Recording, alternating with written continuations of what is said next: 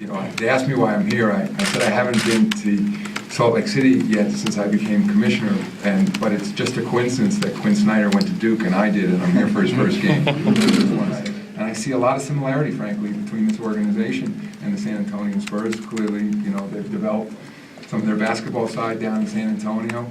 But it's a winning formula, and it has to do with a global team like they have here. It has to do with sound management. It has to do with strong ownership and a clear vision league. And so I'm not against clubs appropriately rebuilding, and that's what I think is happening now in some franchises. I was more concerned of sort of where it could next be taken to based on some of what I pick up when I travel around the league, and that's why we were addressing it. But the NFL was very focused on the possibility of putting a franchise in London. So it's something we're continuing to look at. Again, it's not imminent. It requires an arena infrastructure in Europe that's not quite there yet. It is in some cities. And I think if we were to do it, probably we'd approach it a little differently than the NFL.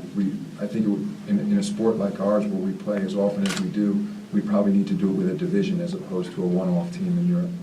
There's a lot of attention in baseball about length of game, not so much so in our game, but it's something we are focused on. The 44-minute game served its purpose, which was focusing the community's attention on length of game and pace.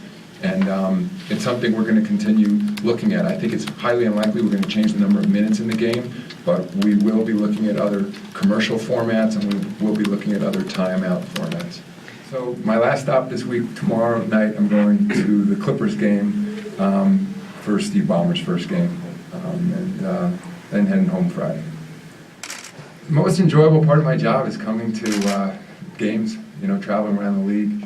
It's fun getting together with the team organizations, learning new things from them, getting direct feedback from the teams on new ideas that we should be implementing at the league office, and just interacting generally with fans.